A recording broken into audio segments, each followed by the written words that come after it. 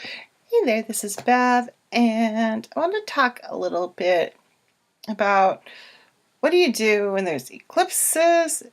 How do you survive this kind of stuff? How do you deal with eclipses, magnetic storms, solar flares? And this would also apply to things like Mercury retrograde.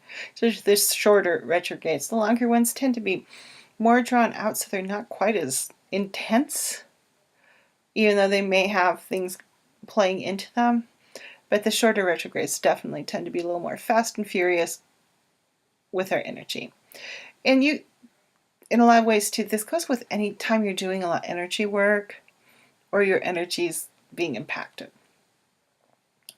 These are all things you can do for that. So whether it's a solar eclipse, you've done a lot of energy work lately, whether it's on yourself changing or on someone else, magnetic storms can really just knock you over too. So how do you cope with this stuff? Because I know that magnetic storms, solar flares, have thrown me have pretty much knocked me on my butt before, and probably will do so again.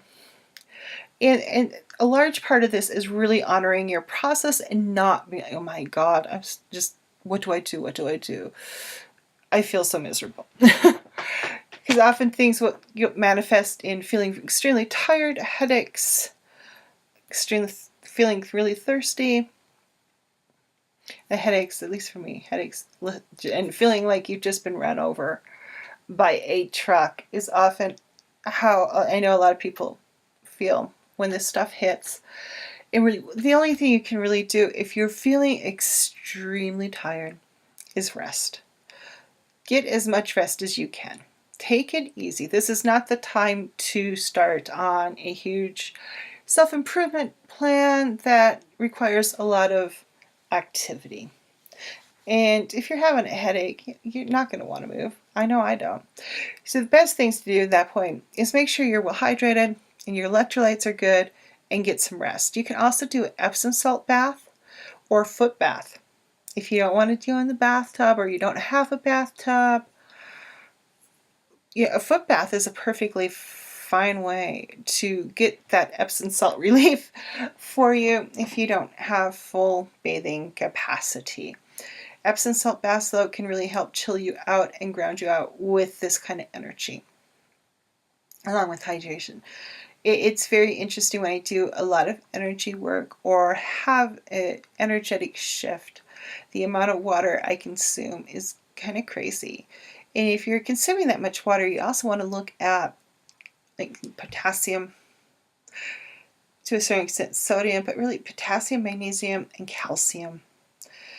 So if you're having some cramping in your legs or body parts, make sure you've got your electrolytes going on. And the Epsom salt bath can also help with that too, of feeling better. If you do not have a massive headache, exercise, or at least gentle exercise, just because you're doing exercise doesn't mean it has to be vigorous exercise. You can do things like yoga nidra, relaxation yoga, things that are very calming. Meditation, I would even put into this as a form of exercise. If you're feeling really exhausted, it's centering, you're sitting up, you're still, if you're sitting in a cross-leg pose, you're externally rotating your hips. So in a way you are getting some exercise there, but like things like relaxation yoga and doing supported yoga poses is really beneficial when you're feeling that hit from eclipses, magnetic storms, solar flares, and everyone's favorite retrogrades. So really great way to work with that. And you see it a bit more, but working with a form of relaxation yoga can really if you practice yoga on a regular basis, using a form of relaxation yoga once a week will take your yoga practice to another level by letting your body relax, by letting your energy relax. And that's one of the things you really need to look at when we're having these kind of things pop up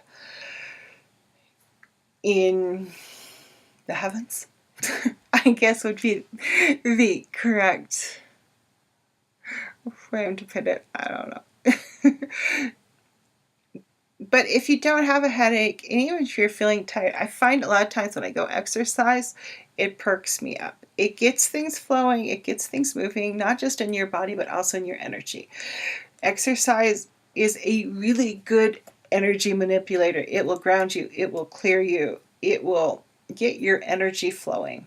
So if you're having trouble with those three things, or even one of those things, look at exercise. And simple as a walk, simple as doing a yoga practice. Doesn't have to be crazy insane exercise. Just get out there and get moving. Get your blood flowing.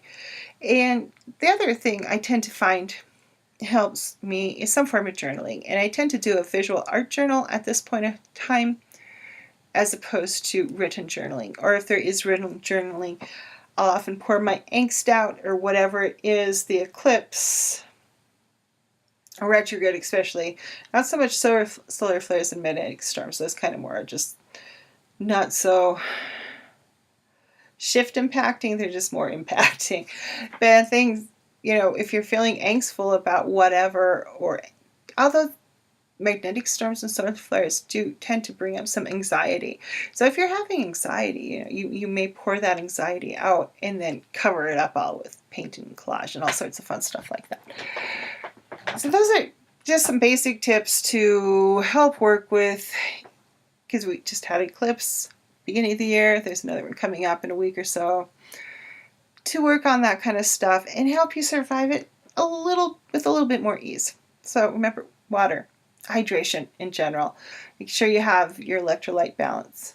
Get rest. If you're feeling really lethargic or you have a headache, make time for rest. And get to bed a little bit early. You don't have to go to sleep. Just get into bed and relax. Epsom salt baths or foot baths can help relieve the symptoms of solar flares and magnetic storms, especially.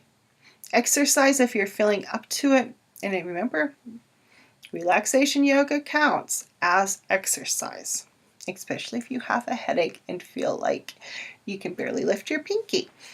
That's an exercise then. Lift your pinky.